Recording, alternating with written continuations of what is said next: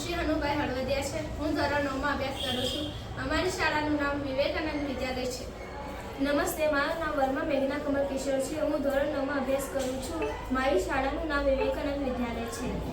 રોજબરોજની જિંદગીમાં શરીરને સ્વચ્છ અને સ્વસ્થ રાખવા માટે આવશ્યક પોષક તત્વોની પૂર્તિ ખોરાક દ્વારા શક્ય બને છે અને આપણી જીવનશૈલી સાથે બદલાયેલ ખોરાકને કારણે શરીરની પાચન ક્રિયામાં ઉદ્ભવતી તકલીફોની માહિતી લોકો સુધી પહોંચાડવી।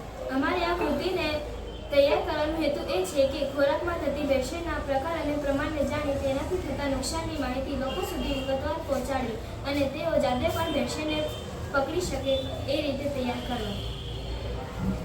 સૌપ્રથમ આપણે દૂધમાં થતી ભેળસેળને જોઈશું।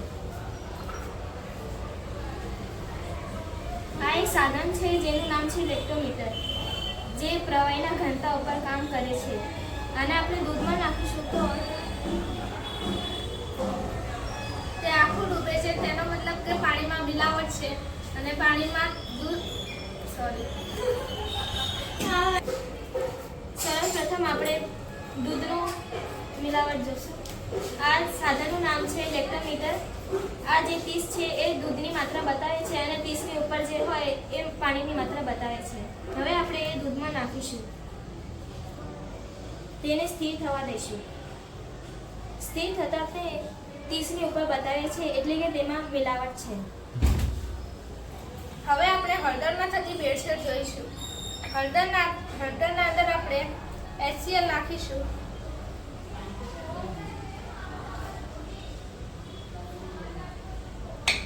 હવે આપણે જોઈ શકીએ છીએ કે તેનો કલર જાંબલી થઈ ગયો છે।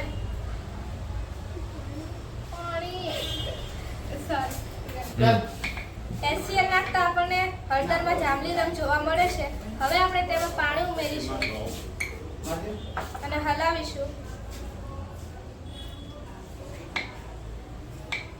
હવે હળદરમાં જાંબલી રંગ જતો રહ્યો છે, તેના પરથી આપણે કહી શકીએ કે હળદરમાં ભેળસેળ છે। હવે આપણે મરચામાં થતી ભેળસેળના પ્રકાર જોઈશું। આ મરચું છે જેનાથી જોતા આપણને ખબર નથી પડતું કે આમાં ભેળસેળ છે। તેમાં પાણી નાખતા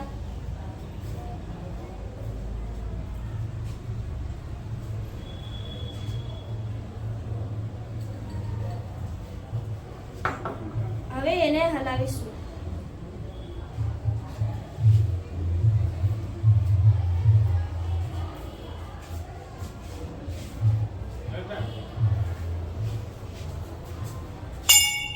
જેનાથી જો પડે છે કે મરચાંનું દ્રાવણ જે છે એ ઉપર રહે છે અને જે મિલાવટનું પદાર્થ છે એ નીચે જતું રહેશે। હવે આપણે ઘીમાં થતી ભેળસેળ જોઈશું। આ ઘી છે, એના અંદર આપણે 2 ટીપા આયોડીન નાખીશું।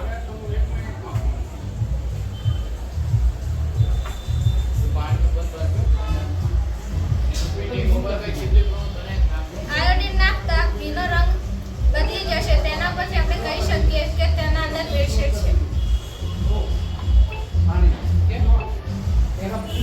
આ ચા છે, તેના અંદર લોખંડના કણોની મિલાવટ હોય છે।